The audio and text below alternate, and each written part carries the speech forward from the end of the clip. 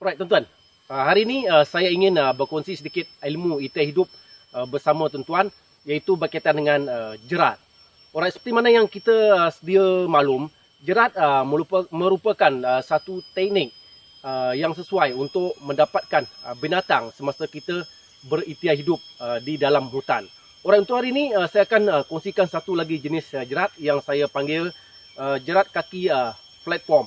Alright, jerat kaki platform ini dia sesuai untuk binatang yang berjalan di atas tanah, di mana kategori binatang yang berkaki pendek seperti landak, kancil, musang dan juga babi hutan juga.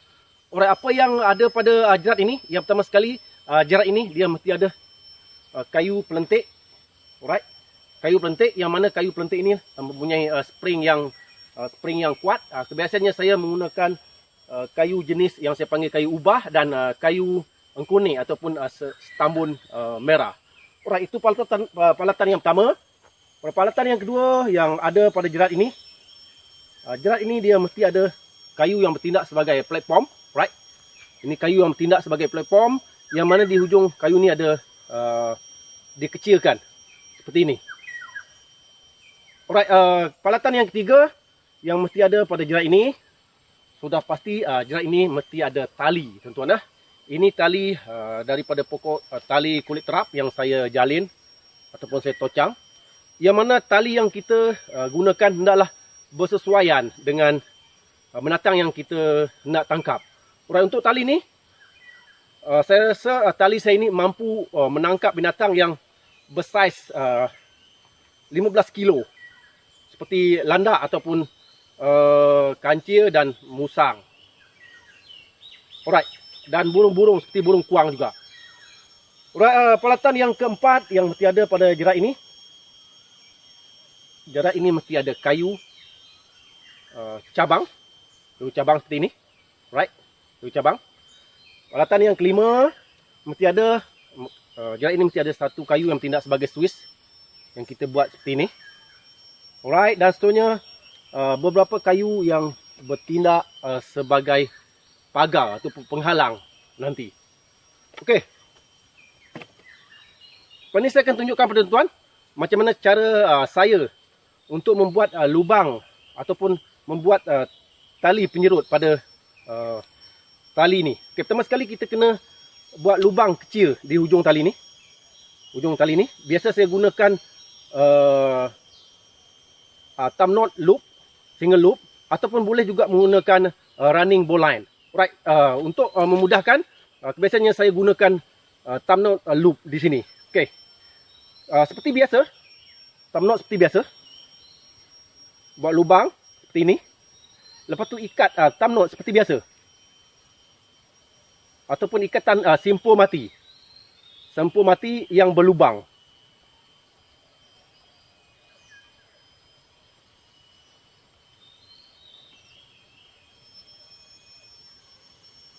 Right. Tu dia thumb knot loop. Simpul mati yang berlubang. Lepas tu kita ambil hujung tali ni. Kita masukkan dalam loop thumb knot tadi. Dan maka kita punya lubang untuk penyerut akan terhasil. Alright, seterusnya kita akan ikat kayu Swiss tadi ni di hujung tali yang satu lagi ni. Hujung di tali satu lagi ni menggunakan ikatan apa saja. Kita boleh menggunakan ikatan clove hitch ataupun apa saja ikatan yang kuat.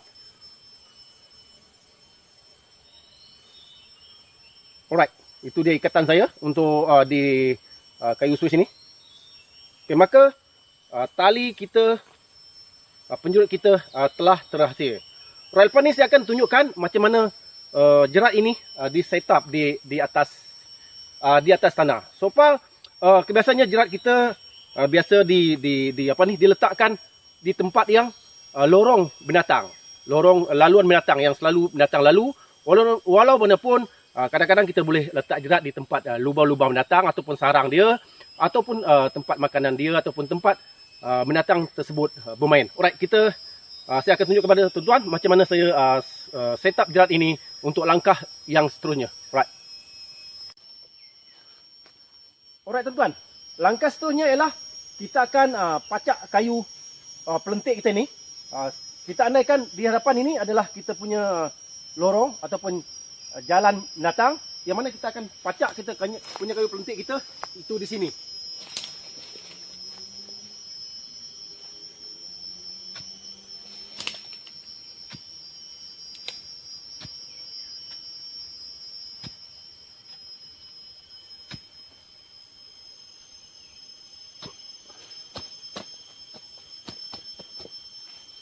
Alright, kita test dia sejauh mana dia mempunyai spring.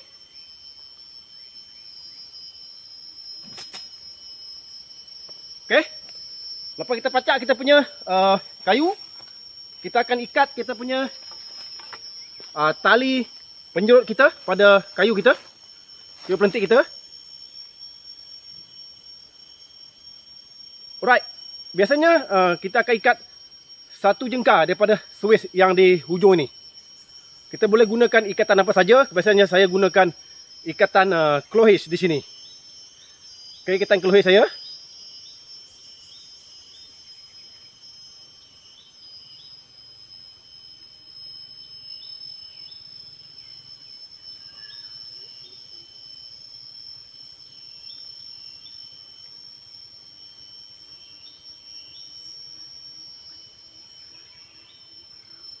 Alright tuan-tuan, langkah seterusnya telah selesai.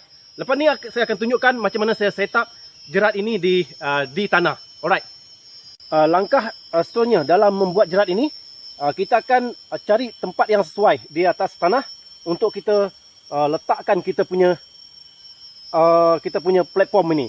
Okey, pertama sekali kita akan gali lubang untuk kita letakkan kita punya platform ini. Lubang tu hendaklah besar sedikit daripada kita punya platform.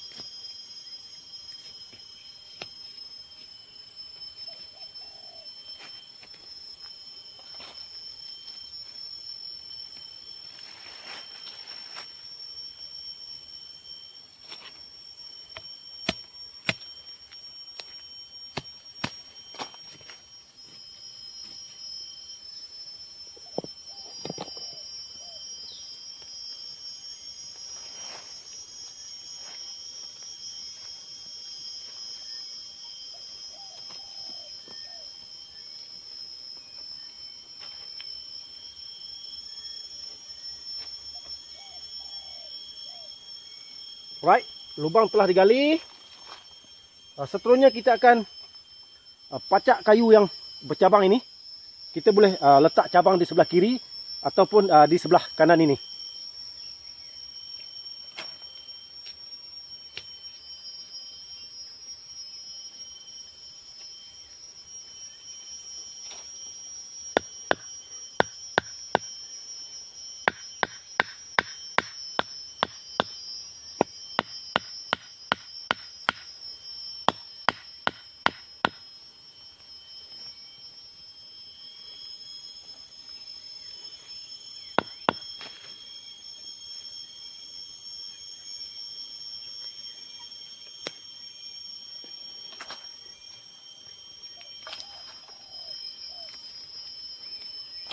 Okey, lubang platform kita telah digali dan kayu pancang pun telah dipacak. Lepas ni saya akan tunjukkan macam mana nak set up langkah seterusnya. Kita ambil kayu pelentik tadi, kita tarik dia punya Swiss.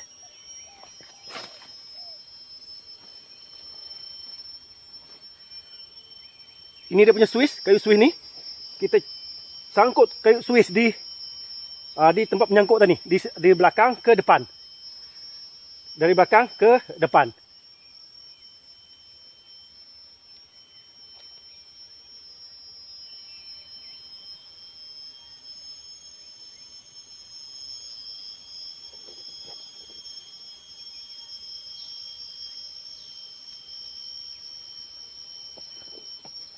Alright, kita cangkuk dia.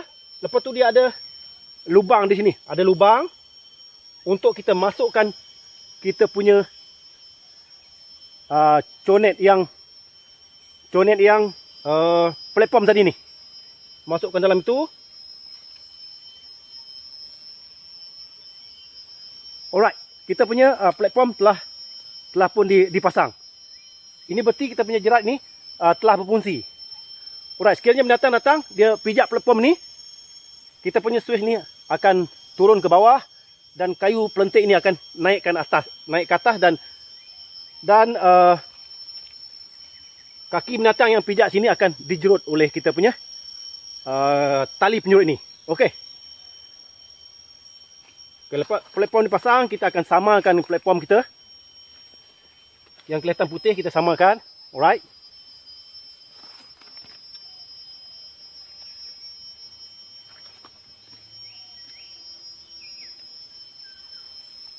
Lepas tu baru kita letak kita punya tali penyurut di sini.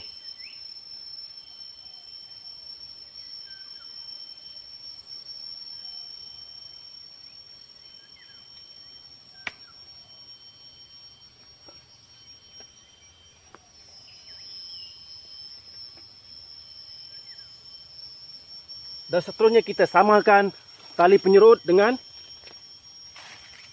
daun-daun mati yang ada bampiran.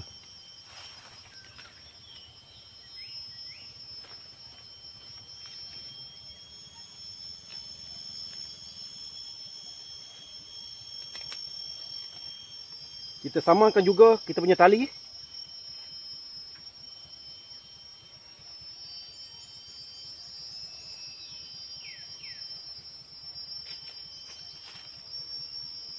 Alright, itu dia macam mana cara nak set up kita punya platform. Dan seterusnya kita akan buat penghalang, kayu sebagai penghalang.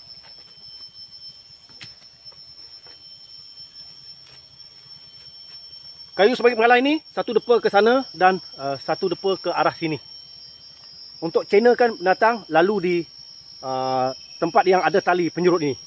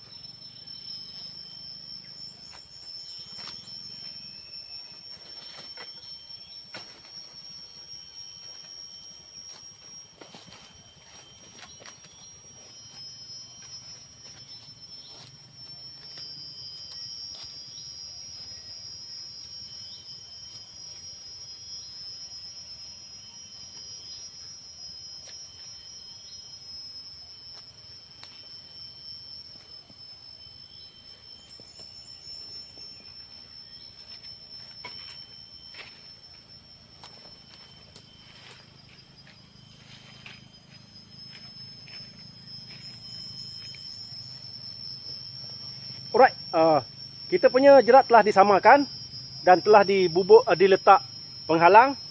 Berarti langkah terakhir ialah kita samakan segala apa yang ada di sini, hilangkan segala kesan-kesan kita semasa kita membuat jerat, dan kita hendaklah uji jerat kita ini semada dia berfungsi ataupun tidak. Alright, lepas ni saya akan tunjukkan macam mana cara jerat ini berfungsi.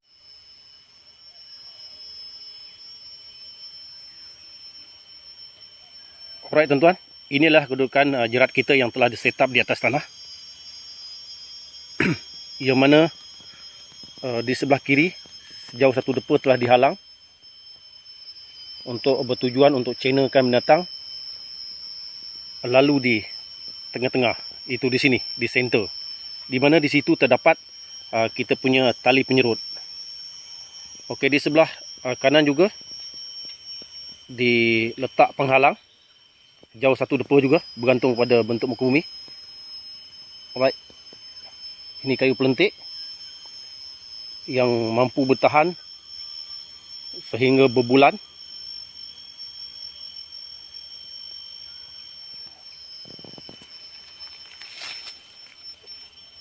Okey, di sini kedudukan tali penyerut kita.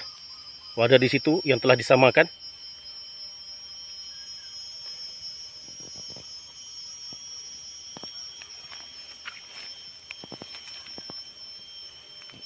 Okey, kedudukan jika dilihat daripada atas.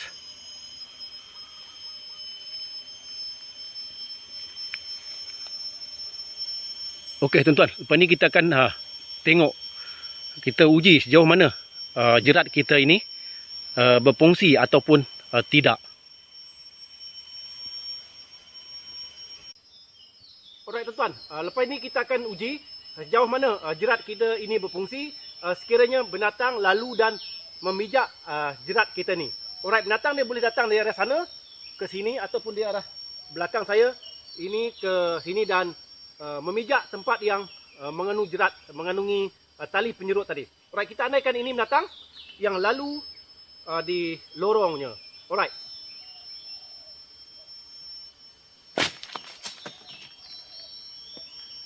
Alright, binatang ini, kaki binatang ini telah dijerut oleh tali penyerut. Alright, untuk binatang yang berat, mustahil untuk dia melantun ke atas. Itu tidak penting, yang penting tali binatang, kaki binatang ini telah dijerut oleh kita punya tali penyerut ini. Alright, sekiranya kita datang memeriksa jerat kita yang telah terkena binatang, jangan sekali-kali kita tergopoh gapah. Kita hendaklah berhati-hati kerana binatang yang terkena jerat, dia akan bertindak ganas apabila dia nampak kita menghampiri dia. Alright, itu dia sedikit perkongsian daripada saya pada hari ini. Okey, peringatan daripada saya, memasang jerat dalam keadaan yang biasa-biasa ataupun dalam keadaan bukan dalam keadaan terhidup adalah suatu yang salah di sisi undang-undang kerajaan kita. Oleh itu, sekiranya tuan-tuan berada dalam bukan dalam keadaan terhidup, tuan-tuan adalah dilarang untuk memasang jerat ini. Okey, perkongsian hari ini adalah semata-mata sebagai pendidikan ataupun sebagai ilmu sekiranya tuan-tuan berada di dalam keadaan kita hidup yang sebenar. Alright.